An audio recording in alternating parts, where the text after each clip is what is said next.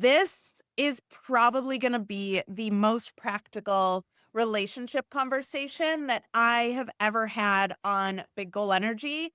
And if you're a subscriber to the podcast, you know I have had a lot of conversations. Today, I am sitting down with one of my favorite humans, Hilary Gadsby. She is an entrepreneur, she is a connector extraordinaire, and she's my new business partner. But we're going to share more about that later, so stay tuned. Hilary is someone who has literally built her entire business model around the idea that your relationships are your business. In fact, our entire story, which I'm sure we'll share with you today, is literally playing out before you 12 years after we first met. Hilary has been so incredible at building and maintaining relationships that, again, 12 years after we first met, we're now going into business together. So in this episode of Big Goal Energy, we're going to dive into what it actually takes to build the kind of relationships that last, not the surface level networking stuff, not the you're going to clean your drawer out a year from now and have all these business cards that you throw in the garbage, but the deep trust-based connections that truly open doors, that truly create opportunities, and that truly change the trajectory of your career. And who knows?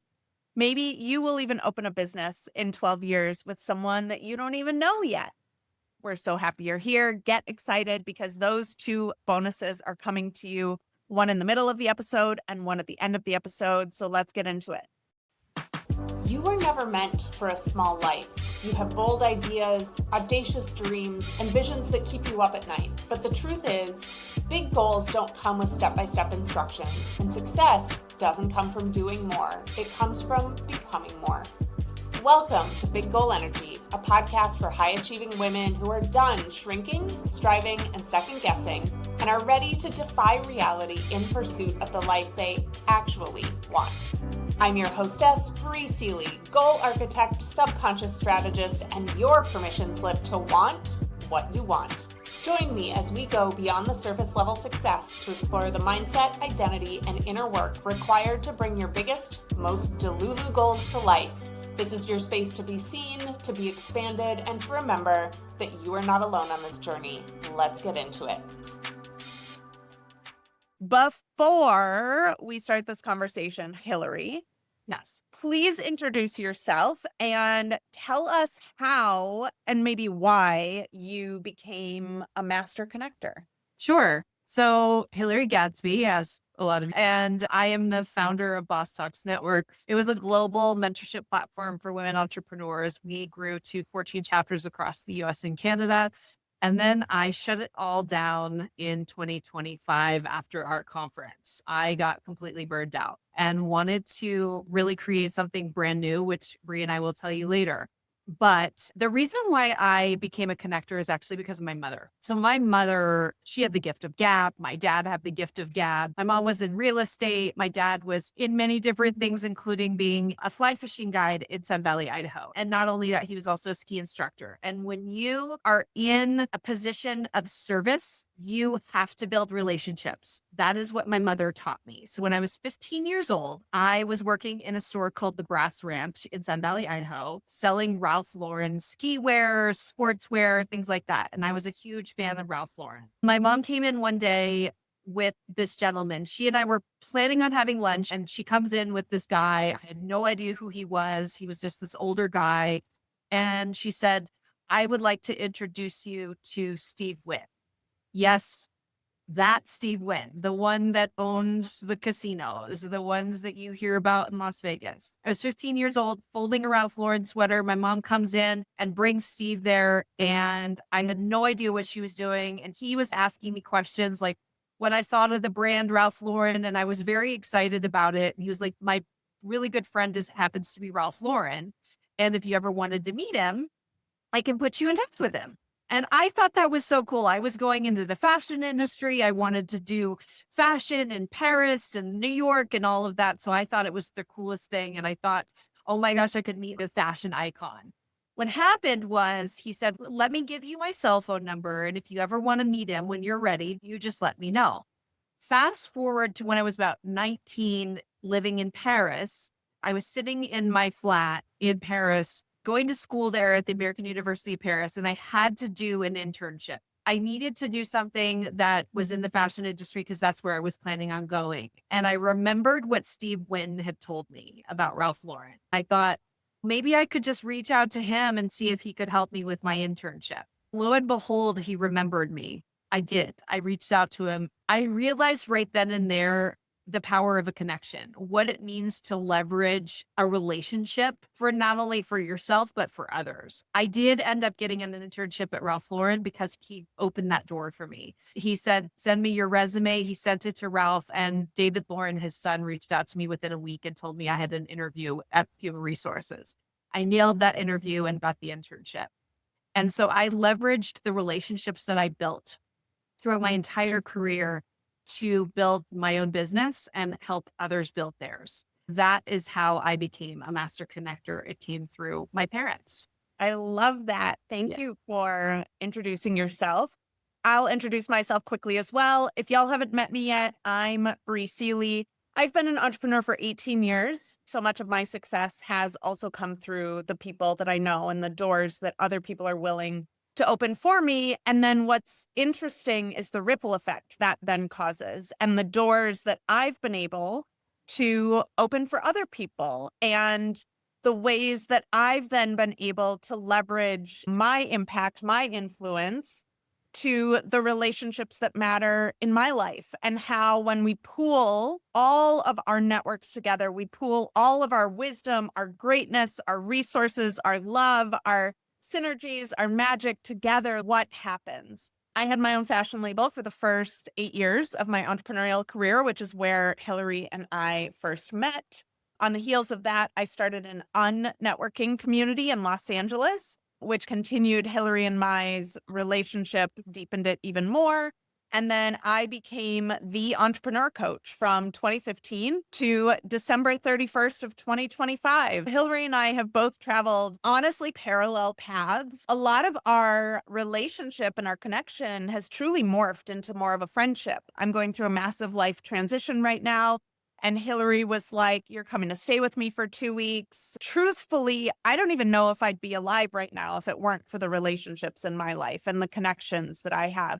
And I certainly wouldn't be as successful as I've been in business without them either. So I know the power of true relationships. And this is the first thing I want to get into. There are so many networking things out there. I am truthfully not a big networker. I actually don't really care about networking because I know a lot of people. If I put together all of the platforms, I probably have 50,000 people that I could access with a message, but I don't personally know them. There's a difference between having a business card and meeting someone once and actually building a relationship with people. I want to get into the difference between transactional versus relational model. Talk to us, Hilary, about what does a real business relationship actually look like, and how do you know when you have one? When I moved to LA in 2007, I had to build a community because I had an event business that I was trying to build and I was trying to get new clients. I was invited to a networking event, a very private networking event that was more of a roundtable, and it was a PR firm who was doing it. There was a gentleman by the name of Carl. It was like 10 to 12 people around his boardroom table. And we would go around and we talk about both the front and the back of our card. The front of your card is obviously what you do for a living, but what the back of your card is like what you like to do in your life. If you have any hobbies, if you have anything like that, because those are the touch points that you get from people when you're building a relationship. You don't want to just know what they do in life. You want to know what they're about. Do you connect with them on a personal level as well? I have built relationships where they've just become friends, just like you. I feel that you have that true connection when you start to refer one another, but then you also spend a lot of time with them, getting to know them, getting to know what they like, what they don't like. I know things happening with people's families. You have to get to know the person. It's not just the business side. You have to build the actual relationship, whether you become friends with them or not. You can become an acquaintance, but you have to build the relationship and you have to know more about them than just their business. The thing is that when it comes to the sales side of networking, You're going to get that as you continue to build relationships. And I'll give a tip later on that you have to stay for on how to do that and how to make your brain work like a whiteboard. Piggybacking off of that, I mentioned a lot of people know me from the unnetworking community that I ran in Los Angeles 10 years ago. I've been to so many networking events where I do walk away with a stack of business cards. I never talk to any of those people ever again. Our motto when we had the unnetworking company was no one cares about what you do. And it actually creates more disconnection because if I have someone come up to me and be like, oh, I'm a lawyer, I'm like, I don't really have need for a lawyer. Thanks. So nice to meet you, but bye. We had a rule at our networking company that you actually weren't allowed to lead with or ask people, so what do you do?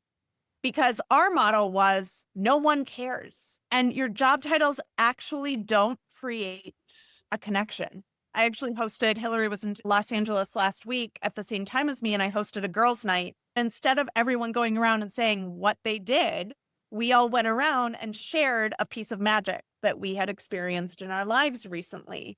What's so fascinating about it is that it opened up conversations, it opened up understandings. Every single woman in the room was in some sort of transition. It brought that connection into the room almost instantaneously. Whereas if people had said, oh, I'm a coach, oh, I'm a chocolatier, oh, I'm a this, oh, I'm a that, there's no ability to connect there. We all leave those events feeling completely empty. But when we shift into curiosity about things that actually matter to us, or why we got into the field we got into, or what lights us up about what we get to do every day, those are the real questions that create connection. And then what happens is you find something within yourself that you can relate to that. And the two of you are off to the races, having a real conversation, then saying, oh my gosh, we need to get coffee next week. Or, oh my gosh, let's set up a call. Or the coolest part is that business gets done. The chocolate shop that we were in a week ago was a woman I met 10 years ago hosting one of those unnetworking events. Literally, Kala made, I think she tapped out over $1,500 in that 2-hour event. That was ROI from a relationship that started 10 years prior. And all the stuff that's happened in that 10 years as well. That's so cool to say a relationship that we invested in 10 years ago is still bringing both of us success. Yeah. It's just cool. I love that. You hit a nail on the head there, Bri, when you were talking about don't just ask for what you do. When I was hosting the Boss Talks events, when I first did it and starting in 2014, one of the things that I did was I asked people what they were working on, what their needs were. It was like a needs and leads thing. What do you need? And then I was able to find someone in the room that could maybe help them. Or somebody would raise their hand and say, oh, I know so-and-so who can help you with that. That's how the relationships are built. Every single time somebody would come every month and they bring someone else who could help someone else. And it was all about utilizing your social capital, either in the room of the networking event or in your own life. How do you leverage your social capital to get where you want to go and how you can get other people to go where they want to go? Spoiler alert, we're going to be building and baking some of what Hilary just said into Built by Us when we launch it. So make sure you stay to the end to learn about how to get on the wait list for that.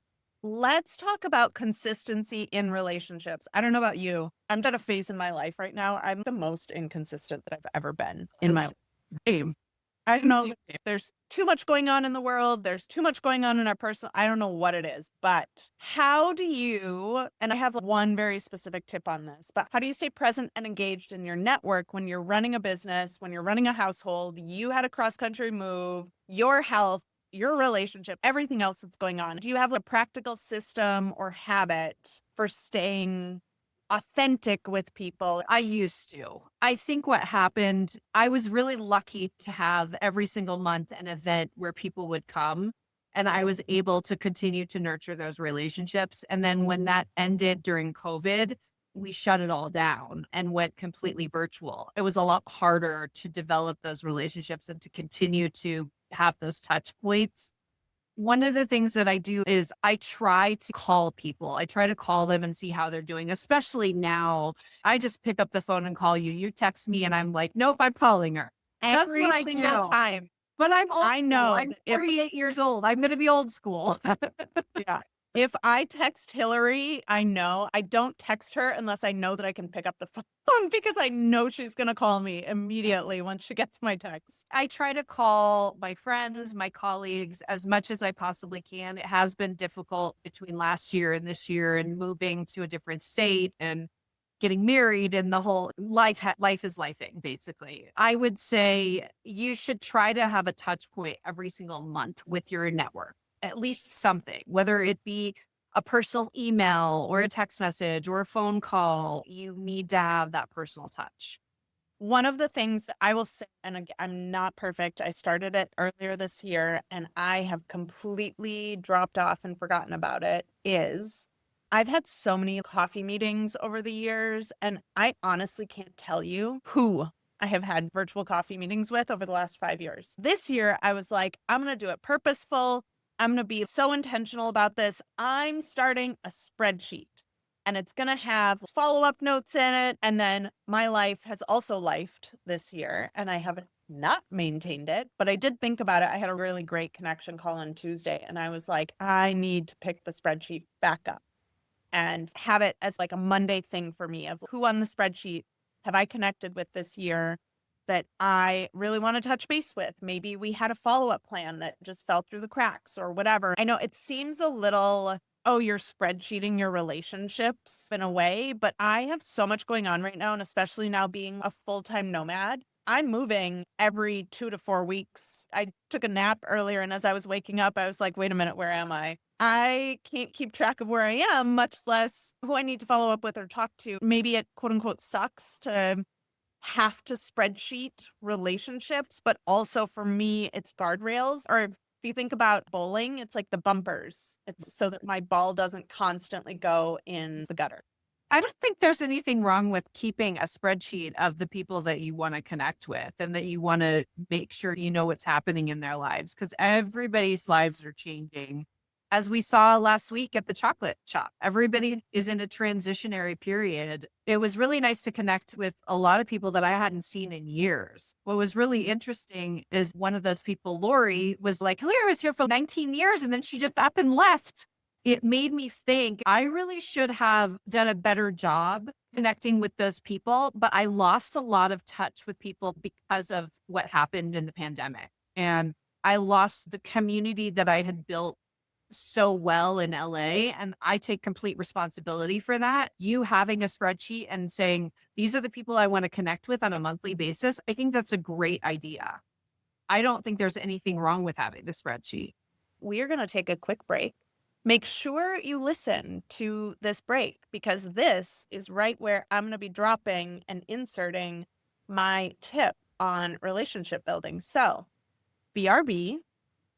Hello, everyone. Bri Seeley here. I am bringing you a tip on how to build real relationships. And while I mentioned it briefly in the episode already, the biggest thing about building real relationships is getting curious about the person that you're actually standing across from. Again, it's not about their job title. It's not about their accolades. It's not about any of that stuff. It's about truly getting to know them as a human being. I actually recommend before going to any sort of networking group, before going into any networking calls, come up with 5 or 6 interesting questions where you can get curious about the person that you are talking to. First off, when you ask different questions, you're going to stand out in that person's mind because I can guarantee you, you're probably the only one in the room asking them that question. And second, it's going to build that true connection, that true relationship like we have talked about in the episode. It's going to give you the opportunity to go deeper with that person. And also, it's going to weed out the people that are not there for that. The people that don't want to go deep with you, the people that want transactional stuff. I was at a networking event in LA once and this guy walked up to me. He's like, oh, so what do you do? And I said, oh, I'm a fashion designer. And he goes, oh, I have no need for that in my life. And he turned around and walked away. And I was like, well, thank you for self-selecting out and not wasting my time. You're going to know immediately if you ask someone a really deep question and they're like, yeah, no, I'm not here for that. you're going to know immediately, and then you're not going to waste your time trying to get to know that person. You're going to know their intentions straight away. So sit down and come up with 5 or 6 signature questions that are yours that you can ask someone at an event that no one else is going to ask, so that you can build that deeper relationship and stand out from the crowd. Again, thank you for joining us for this episode. Keep listening. We have plenty more for you. And don't forget to stick around until the end, because Hilary's going to be giving her tip then. Welcome back. Let's talk about what happens when relationships go wrong, because I always think it's inevitable when something's going to happen. 2 people are going to disagree. It just is what it is. Personal relationships, just like business, we have ruptures in our relationships. It just is what happens. A client gets let down, a collaboration falls apart, a referral partner goes cold. What do you do when these breaks happen in relationships? And I know obviously it's situational as well. Do you have some thoughts about accountability, about repair, about deciding what relationships are worth fighting for? Yes and no. I've had several relationships that have fractured due to many different things in business. Sometimes I just let it go. I don't dwell on it and I say, okay, I guess that relationship didn't work out. Obviously, in my own mind, I have to sit with it and be okay with it. Because a lot of the times, and I said this before, is like I become friends with a lot of the people that I do business with. It's also not just a fracture in the business side, it's a fracture in the friendship. So it takes a little time to be able to move through that. And sometimes you don't move through it. When it comes to things that are really painful, I typically let them go. But there are some that I feel that you want to hold on to. And then the way to do it is take accountability yourself of what happened. And then hopefully they'll take accountability at the same time and you can move past it. If not, they were not the right relationship in the first place. I think everybody needs to take accountability when there is a fracture. And if you can't on either side, then the relationship wasn't strong enough to begin with. I agree. It's so important to remember that not everyone's open to nor capable of repairing relationships. Yeah. And not everyone wants it either. Both of us have had business partnerships split in the past, friendships, colleagues. I do think it's really important to differentiate and also to not take personally if someone else is either incapable or uninterested in repair. Those would be 2 of my biggest things. But also there's something really powerful about coming to the table and being like, here's the responsibility I'm willing to take in the breakdown of what happened. Yeah. And there is repair. Leading from that vulnerable place is what inevitably opens up to repair. I'm always going to try, unless the person has irreparably harmed me in some way. And then it's like, I'm good. I don't need to try to repair this. But if it was a misunderstanding, if it was a miscommunication, I'm always going to try. And then is the other person willing to meet me there? And that's my indication of whether or not we're going to do it. Let's talk about building relationships at scale, because we are all very busy ladies. We all have a finite amount of time and energy. What happens when our ability to connect one-on-one starts bumping up against time and our bandwidth? How do you, 1, build intentionally, and then 2, build relationships that are at scale? That's a tough question, actually. I can't really tell you how I do that because I haven't been great at that. I try to keep my circle of influence and the people in my life smaller. And especially as I get older, it was really easy for me to be able to connect with people at scale when I had events that happened every single month. That was the best way to build relationships at scale. When you don't have that, you have to do things like you do, where you're building a spreadsheet and making sure that you are connecting with the right people and how you're leveraging each one of those relationships for yourself and for others. And so that's really the answer that I can give you, is that the way I did it was through events. And that's what I'm good at. I have the gift of gab, just like my parents do. Truthfully, what you're touching on, and it's what you and I have both done individually in our businesses, and now what we're doing together as well, is community. even being here in LA right now, if I were to meet one-on-one with everyone that wanted to see me, it would be constant. It would be coffee, breakfast, coffee, brunch, coffee, lunch, coffee, happy hour, dinner. It would be nonstop. That's honestly part of why I hosted the chocolate night last week, is because I just don't have the capacity to see everyone one-on-one while I'm here. Also, I wanted to say shout out to the chocolate dispensary. We keep saying the chocolate shop, but the chocolate dispensary, go shop them. If you're not in LA, they have an online store you can buy. I have $100 worth of chocolate sitting on my counter right now, and Hilary has $200 worth of chocolate sitting on her counter right now, and it's fucking worth it. So go shop it.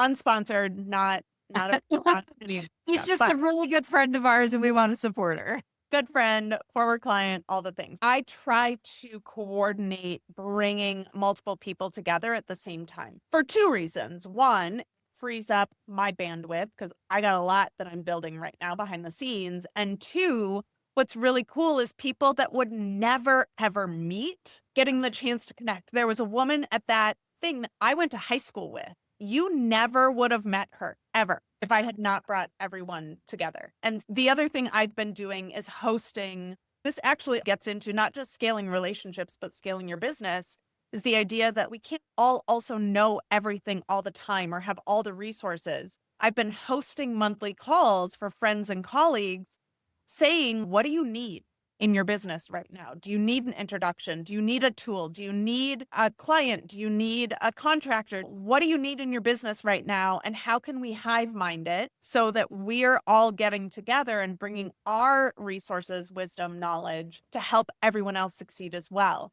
A lot of these things, honestly, because we've seen them work, we're baking them into Built by Us as well. We're going to be talking about that in just a minute, so stick around. But getting into a room of 25 people, and then Hilary and I know all the women on it, and then we can say, oh, you actually need to know her, and then you don't need to meet everyone in the room.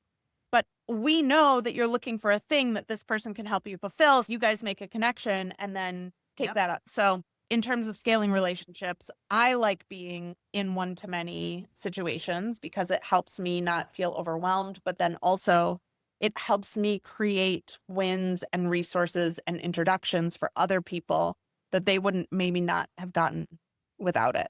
I agree. I want to wrap with one question that's fun. I'm going to caveat this by saying you can't tell the story that you told at the beginning of the podcast episode, okay? Okay. What is one piece of magic that has come to you from prioritizing lasting relationships? I was at a dinner in LA in early 2008, 2009. She was our realtor who found my ex-husband and I our place in Brentwood. We were invited to her house for a barbecue.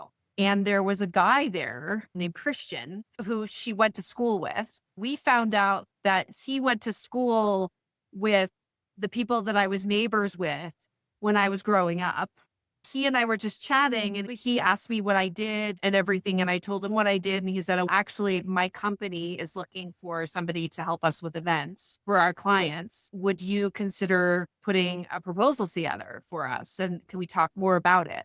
He was my first ever client in my business. And then from his relationship, I built more relationships. He was part of YPO. They became a client of mine because of him. And it snowballed that way. That relationship built even more relationships and got me more clients. My story is this. It's been Hilary and I met in Los Angeles.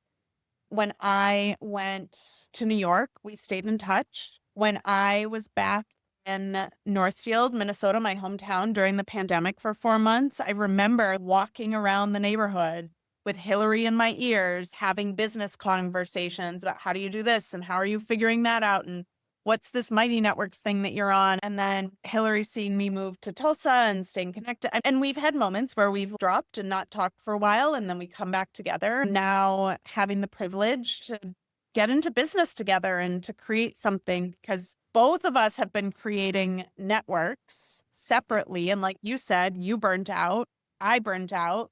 I think I put when I did our Instagram post was like it nearly killed both of us. Yeah. And now because we know each other so well and because we're invested in each other, we also now get to build something really beautiful together. And I think that this is one of the bigger pieces of magic that's come to me this year. I'm really grateful for you and you being persistent in some of the moments where I was off doing my own thing and us continuously circling back. It's really special. We were standing in that room last week at the chocolate dispensary. I swear to God, I'm not getting paid to say this. Almost everyone in the room I had known for over a decade. And I feel like that is so rare nowadays. Having you in my life and in my corner for the last 12 years has been incredible. And now we get to make more magic together. I agree. And we've obviously supported and helped each other throughout the time that we've known each other. I was alone one Christmas and Bri was like, come over to my potluck and have Christmas with me. And I did. It was so great. And I got to meet a lot of really wonderful people. Over the years, we've deepened our relationship as friends and business colleagues. She was one of our mentors. She was actually the reason why we had mentorship for Boss Talks, is because she's like, you should have in-house mentors and I'll be one of them. And I was just like, that's exactly what I'll do. And I did. And it worked out really well. And I always credit you to helping us develop that. I'm stoked about our business relationship and continuing our friendship. I think we've done a really good job separating the two and combining the two. Especially in the online business world, there's this lone wolf mentality that like you have to do it alone and you can't trust other people and no one's going to help you. And it's so harmful. There are a lot of communities out there. I think it's important to really be purposeful about being in the right communities and being with the right relationships. Yeah. Ideally, we're building that. But we're going to take one more break. If you're listening to this on the podcast episode, Hilary is going to drop in her tip for how to monetize relationships. And then I'm going to come back and we're going to wrap it up. I'm going to tell you how you can get on the wait list for Built by Us. And yeah, so BRB. My tip for building relationships is a little bit different than a lot of people. One of the things that I do is I do the whiteboard method. Say you're building a business and you need to find all the components to build that business. And what do we typically do? We typically take a whiteboard out and we start building out what it is that we're looking for. We say, okay, this is the end result. How do I get to said result? Do the same thing with relationships. What I want you to do is take the 10 people that are in your life for your business that are your best referral sources, your best sources, and start to put them in a whiteboard and connect the dots. How do you solve a problem? By connecting the dots, utilizing those 10 people that you have. Then those people are probably going to find 5 to 10 more people who might be able to help you to get to the goal that you had set out. And that is the whiteboard method. First of all, thank you to everyone who joined us today. We are so grateful that you are joining us on this journey. If anything we talked about today resonated with you, especially the idea that your relationships deserve to have a real community, I do want to invite you to check out what Hilary and I are building together at Built by Us. Now, there's not a lot of information out there about Built by Us right now, and it's on purpose. We are slowly rolling out the details about what this community will be, but we can tell you that it is going to be different than anything on the market right now. We spotted a gap. I don't think a single community is offering what we're going to be offering, and we're solving it. We are solving for that gap. If you're curious at all what that gap is, follow along, y'all, because we're not ready to tell you yet. Built by Us is a membership community that's designed specifically for female entrepreneurs who are ready to grow alongside other women. Hands in the mud together, doing it together, not encouraging, but actually supporting. We currently have our founders waitlist open. Founding members are going to get access to pricing and perks that are never going to be available again once we open the doors publicly. The best way to find that waitlist is to go to our Instagram. We are Built by Us. And of course, first follow the account. Thank you to the 672 people that currently follow us. Yeah. And then make sure you visit the link in our bio to get on that waitlist. If you want to start connecting with us right now, come find us on Facebook. Our community is open and active and full of 17,000 women doing exactly what we talked about today. The link is in the same place. Go to Instagram. We are built by us. Go to the links, join the Facebook group, come introduce yourself. We'd love to have you. And before we wrap, lastly, a huge thank you to Hilary for, again, like I said, being persistent and consistent, one of the most persistent and consistent relationships in my life, for maintaining this vision of us being in business together, and for being patient while both of our lives played out. I'm incredibly grateful to know you and to be in partnership with you. And last but not least, please make sure that you are subscribed to the Big Goal Energy podcast. There are plenty more episodes posted and more episodes coming that you need to hear. If this episode lit something up in you, share it. Text it to a friend, post it to your stories, or leave a review, because Big Goal Energy is meant to be felt far and wide. And if you're ready to go deeper, explore the tools, hypnosis sessions, and support because your vision deserves more than hustle, join us on the Big Goal Energy app by visiting your app store and typing in Big Goal Energy. Your vision, your goals deserve alignment, ease, and your fullest self behind them.